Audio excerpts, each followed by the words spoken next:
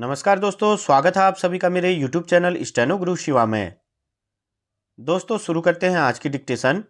संपादकीय गति लेखन संख्या 10, गति 80 शब्द प्रति मिनट।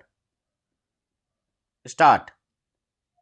विभिन्न मंत्रालयों में सचिव, उपसचिव और निदेशक के लिए सीधी भर्ती यानी लेटरल एंट्री को आखिरकार सरकार ने रोक दिया है। पिछले हफ्ते 24 मंत्रालयों में ऐसे 45 पदों पर भर्ती के लिए संघ लोक सेवा आयोग ने विज्ञापन निकाला था, जिसे उसने अब रद्द कर दिया है। विपक्ष ने आरोप लगाया था कि सरकार इस तरह अपने पसंदीदा लोगों को भर्ती करना चाहती है। इससे अनुसूचित जाति, अनुसूचित जनजाति और पिछड़े समुदाय के लोगों के लिए संविधान में मिले आरक्षण के प्रावधान का उल्लंघन होगा। इस मसले पर सरकार के सहयोगी दलों ने भी विरोध में आवाज़ उठानी शुरू कर दी थी। 2 दिन तक इसके अलग अलग पक्षों पर खूब बहस हुई।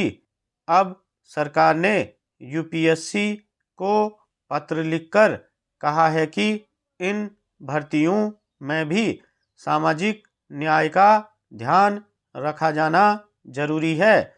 जाहिर है इसे विपक्ष अपनी विजय के रूप में रेखांकित कर रहा है, मगर हकीकत यह है कि इसे सत्ता पक्ष की पराजय नहीं कहा जा सकता। सत्ता पक्ष ने केवल पैंतरा बदला है। यूपीएससी को लिखी कार्मिक मंत्रालय की चिट्ठी से जाहिर है कि सीधी भर्तियां तो होंगी, मगर आरक्षण का ध्यान रखते हुए। ऐसे में इस सवाल का जवाब शायद ही मिल पाए कि आखिर मंत्रालयों में इतने बड़े पैमाने पर बाहर के लोगों की सीधी भर्ती का औचित्य क्या है। मंत्रालयों में सीधी भर्ती का प्रावधान इसलिए किया गया था कि इस तरह निजी क्षेत्रों या दूसरे संस्थानों में काम कर रहे विशेषज्ञों की सेवाएं ली जा सकें। पहले भी सीधी भर्तियां होती रही हैं।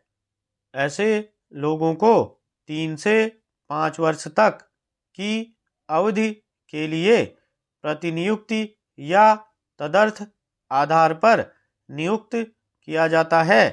अब बदलती ज़रूरतों के मुताबिक अनेक क्षेत्रों में तकनीकी विशेषज्ञता की दरकार बढ़ी है।